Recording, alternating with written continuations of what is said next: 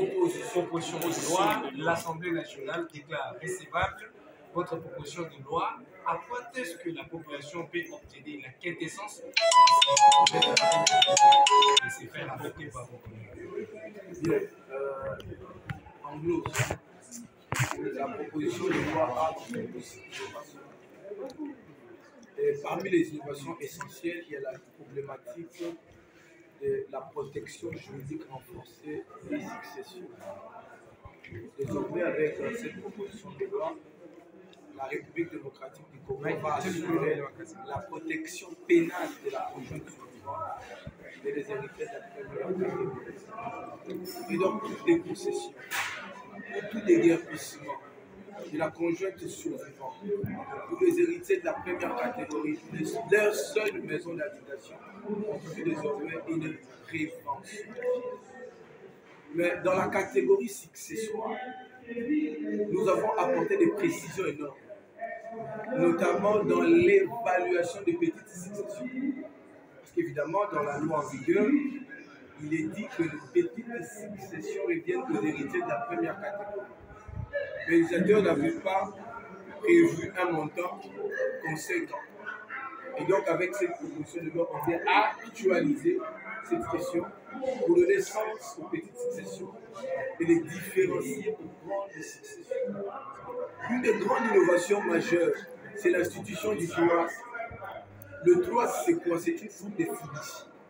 Le TROAS, c'est un mécanisme nouveau et moderne de transmission transgénérationnelle des richesses et de protection juridique des héritages. Pas n'importe quel héritage, mais des gros héritages.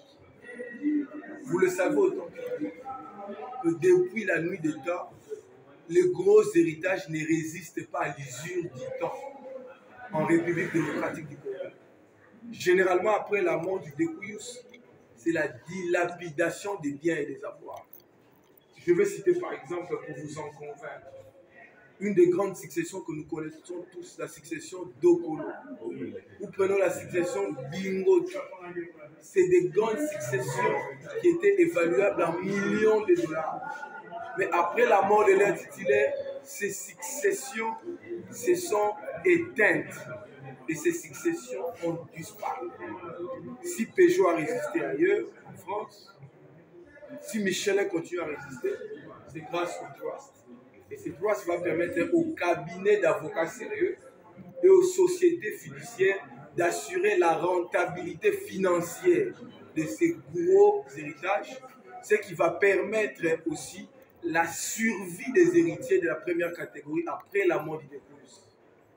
Un autre versant, l'avantage du trust, c'est que le trust protège les héritiers de la première catégorie contre les intrusions des tiers de mauvaise foi. Donc des oncles qui viennent s'accaparer des biens du Découyus à la mort de celui-ci.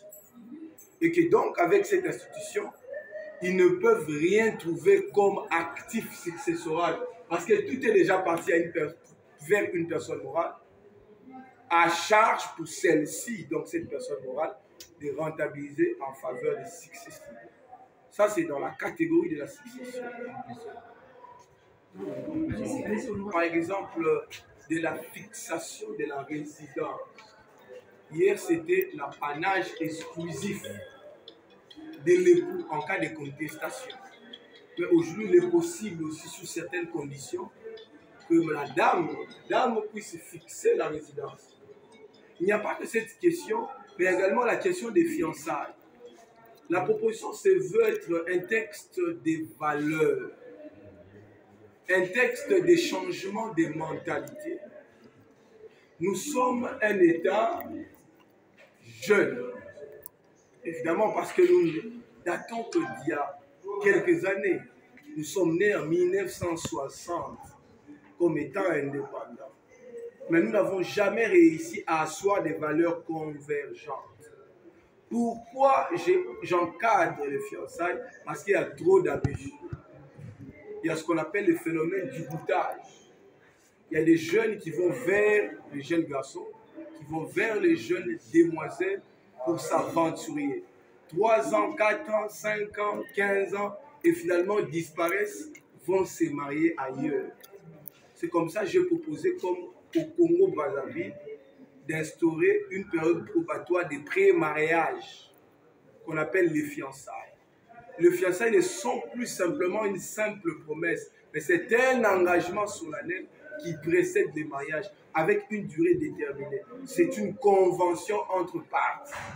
Et cette convention précède la célébration du mariage. Tout ceci pour empêcher et limiter le nombre des abus. S'agissant de la question d'Otal, cette question, elle est passée. Désormais, en République démocratique du Congo, chaque coutume est censée maintenir ses listes d'Otal, conformément à la coutume. Il est désormais proscrit, si cette loi est promulguée, qu'une famille vienne à ajouter des éléments ou des objets qui ne sont pas prévus dans la coutume. Donc, les téléphones iPhone Pro Max, qui sont parfois demandés méchamment, des ordinateurs, des motos, des télévisions plasma, et que ces gens seront désormais tous ces effets proscrits. Et s'agissant de l'enveloppe, je ne veux plus parler du montant, parlons de l'enveloppe qui accompagne les effets de taux.